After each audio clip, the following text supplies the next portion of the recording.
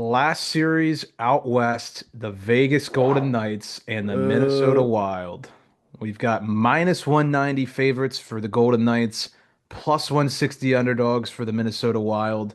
In terms of the season series, VGK swept it, going 3-0. They covered the minus 1.5 puck line in two of those matchups. Uh, this is a good series now that Kirill Kaprizov and Joel Eriksson Ek are back.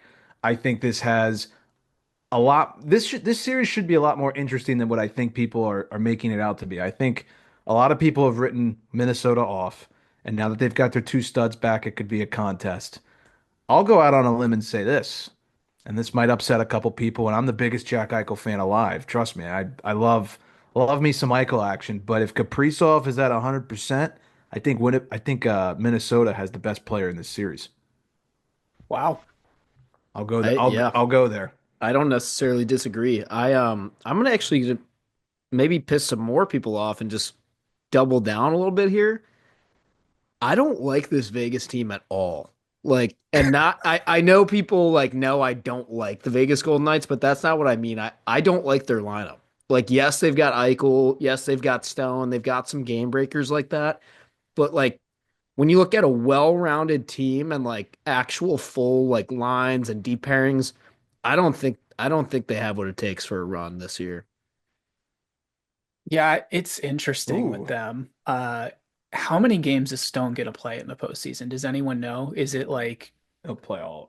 He I ain't missing playoff time. Yeah, I He's don't think he'll miss. okay? So, yeah, Mac, I see what you're saying. It's just, yeah, I feel like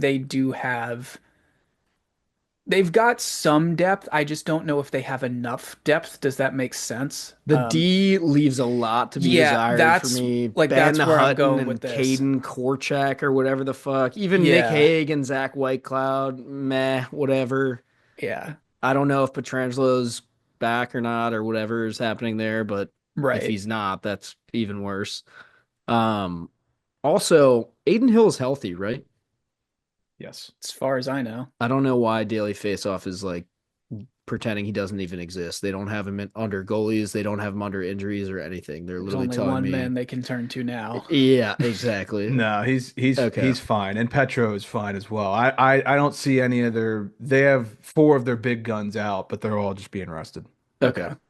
Well, regardless, I think honestly, I think like if you're Minnesota 2 weeks ago and you're looking at all the possible scenarios of who you could play in the playoffs, I think you won the lottery. I think this is the best case Yeah. scenario that they could have gotten is playing Vegas. You don't want Winnipeg. You probably didn't want Colorado. I think there was a potential for that at one point. That would have been not good.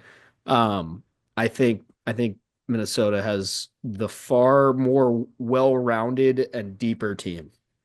Let me ask you this. So, for a while, it kind of looked like Vegas was going to get St. Louis. How would you feel about hypothetically a Blues team taking on this Knights team? Do you think they could handle them a little bit easier than Winnipeg or Yes, I think it would have been way better for St. Louis to play Vegas than it would have been for St. Louis to play call Winnipeg. me crazy? I think if that was the matchup, I would probably go Blues in six. Yeah, I don't hate it. I honestly think like Vegas is like the biggest phony team in the postseason. Okay. Wow, I like that. Besides Okay, the New we're getting Jersey some juice. Devils, because they're not even phonies, they're just not pretending even. They're just Right. we all know that they're gonna maybe win like one playoff game. So So as we're recording this, I believe we're recording this on Wednesday. I think Vegas has their last regular season game, and if they win that game, they will have had their best season since the inception of this team back in 2016, or 17, 18. hang the Did banner. yeah, did that was that a good season for them? Does anyone remember how that one ended?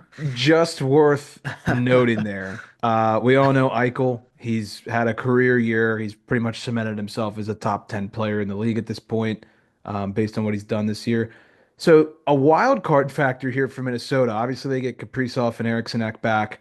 Zeev Nick, talk about this guy Yeah. because he might be making his NHL debut in this series for Mini. So now that Leonard has signed and Demidov has signed, this is the best player currently not in an NHL uniform right now. I mean, his two-way game is ridiculous. We've seen it at the World Juniors these last 2 years. If you've watched Denver play a hockey game this year, then you saw what this guy is capable of. And I mean, he's definitely got a little bit of that Lane Hudson, Cale Makar in him. Obviously those guys are just absolute freaks to watch out there. I don't think this guy's too far behind him. He looks unbelievable. I mean, when he gets on his horse and just carries the puck from one end to the other, he's just unbelievable. So it's interesting. I don't, Harry, you and I were talking about this a little bit before we started recording.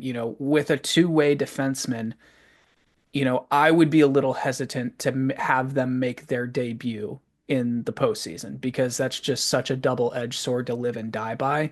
But if you're talking to a player that's won back-to-back World Juniors, has won a national championship in the last 2 years, I mean, I don't know if there's anything that can phase that kid. So why not just throw him in and see if he can swim? Makar did it. Right.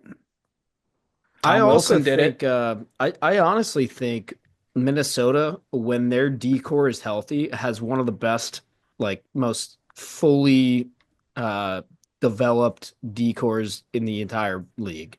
So it's going to be hard to grab somebody from there to sit out. That's the bigger thing for me. I mean, you're looking at Middleton, Spurgeon, Brodeen, Faber, John Merrill, and Bogosian.